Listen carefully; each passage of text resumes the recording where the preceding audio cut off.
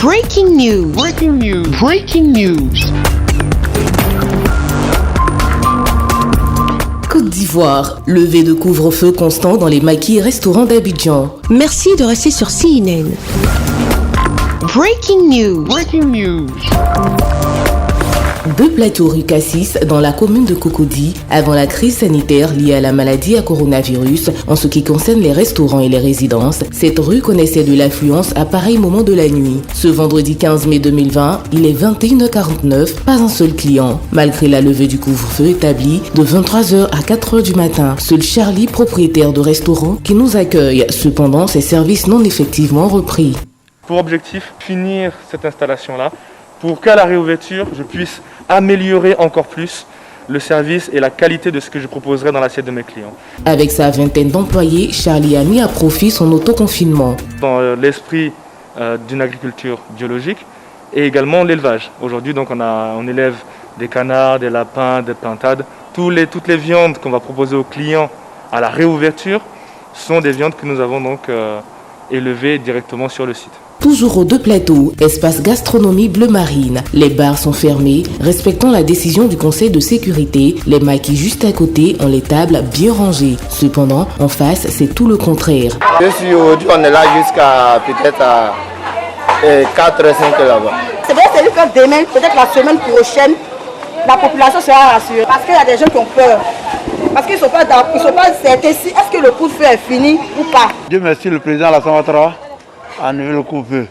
Donc on a de quoi venir acheter un peu de provisions pour aller à la maison, pour que notre enfant puisse manger bien à l'aise. Et pendant ce temps où nous dépensons, les vendeuses aussi, elles arrivent à payer les habits de fête de leur enfant. Parce qu'elle a porté le cache-nez même qu'elle est venue jusqu'ici. Parce que c'est une femme là. Elle respecte les mesures barrières. Sans pression. Autre lieu, quartier Maroc, à commune de Yopougon, le célèbre maquis au Baoulé n'est pas opérationnel ce soir. On réaménage le maquis pour mieux respecter les mesures barrières. Depuis un mois, je suis en train de faire les travaux pour permettre de respecter les mesures barrières. C'est ce qui fait que je ne peux pas ouvrir aujourd'hui. À l'ouverture, nous allons commencer avec les artistes qui ont produit des chansons pour lutter contre la Covid-19. Et là, ces artistes vont se produire pour permettre la sensibilisation sur la Covid-19. J'emploie plus de 40 personnes qui sont carrément sans activité pendant 2 mois. C'est vraiment difficile pour eux.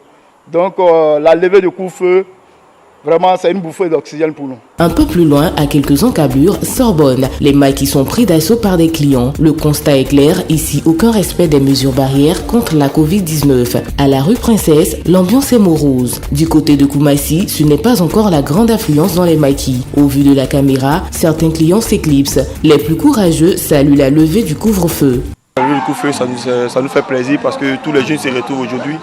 On était vraiment confinés à la maison, on ne pouvait pas sortir, on ne pouvait rien faire, les activités étaient vraiment bloquées.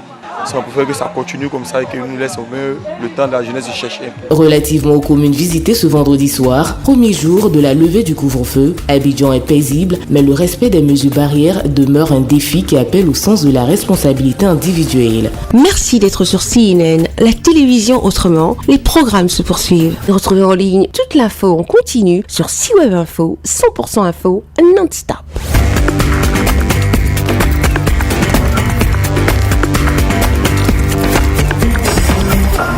Breaking news. Breaking news. Sur CNN.